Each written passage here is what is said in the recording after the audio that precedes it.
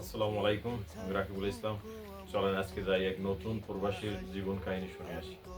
ওয়ালাইকুম ভাই, ওয়ালাইকুম সালাম রাকিব ভাই। কেমন আছেন? আলহামদুলিল্লাহ ভালো আছি ভাই। তাই কি অবস্থা? বিদেশে আসলেন কবে?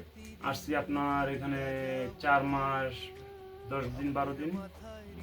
তাইলে এখন বর্তমান কি অবস্থা? কাজ কামের কি পরিস্থিতি? আলহামদুলিল্লাহ কাজ কাম অনেক ভালো মিলছে। ইনশাল্লাহ কতদিন করতে পারি দেখি। তো আসলেন কি দালালের মাধ্যমে? দালালের কি অবস্থা? দালালের সাথে যে কন্ট্যাক্ট ছিল, কন্ট্যাক্ট কি পরিপূর্ণভাবে ক্লিয়ার করে দিয়েছে আপনার অ্যাকাউন্টে? জি জি জি, এটা সম্পূর্ণ কমপ্লিট করে দিছে আমাকে। এটা আমার ২১ দিন ২২ দিন সময় লাগছে আকামা বের হইতে অফিস থেকে জেদ্দা। ওখানে আপনার একটা অফিস আছে, ওখান থেকে আমাকে তুলে দিছে, আমার কাছ থেকে ২০০-২৫০ টাকা নিছে সৌদি রিয়াল। আর বর্তমানে কাজ করেন কি কোম্পানিতে না পরিবেশের বাইরে? ফ্রি ভিসা, আমাদের এখানে কোনো কফিল নাই, আমরা কফিলের বাইরে, আওতার বাইরে। আমরা এখন মনে করেন ওই এটাকে কি বলে, সাপ্লাই কোম্পানি, সাপ্লাই কোম্পানির আওতার ভিতরে আছি আমরা। আচ্ছা, ভালোই। তাহলে ডিউটি কিরকম চলে? এই ডিউটি ৮টা থেকে ৫টা, ৫:৩০, ৬টা ডিউটি। তাহলে ভাইয়া অর্থনৈতিক অবস্থা কি অবস্থা? বেতন কিরকম পায়? কয় টাকা কি পান?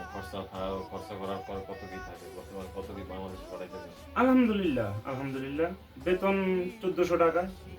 এটা খেয়ে দিয়ে থাকে আপনার মনে খানা করেন। দানা বাবদ যায় কত খরচা? খানা দানা বাবদ যায় ৭০০-৮০০, এটা নিজের উপর ডিপেন্ড করে। নিজের মনে করেন বাড়তি খরচ করলে এটা বাড়তি হবে, কম খরচ করলে কম খরচ হবে। অবশ্যই তবু একটা মিনিমাম চার্জ আছে, তাই এর উপর যদি কত আপনার ৭৫০ টাকা থেকে ৭০০ টাকা আমার ফিল আপ হয়ে যায় মাসে কত হয়? প্রতি মাসে, না ৩ মাসে। ৩ মাসে আমার কমপ্লিট হয়ে যায় ৭০০, ৭৫০। বাংলাদেশে পাঠাইতে পারেন কত প্রতি মাসে? এই ৩৮, ৩০, ৩৫, ৪০, ৪২। যে মাসে একটু খরচ কম হয়, এই মাসে একটু বেশি বাড়ায়। মানে এটা মাসিক ইনকাম। তাহলে এটা প্রতি মাসে এটা পাঠাইতে পারেন। প্রতি মাসে এটাই পাঠাইতে পারি।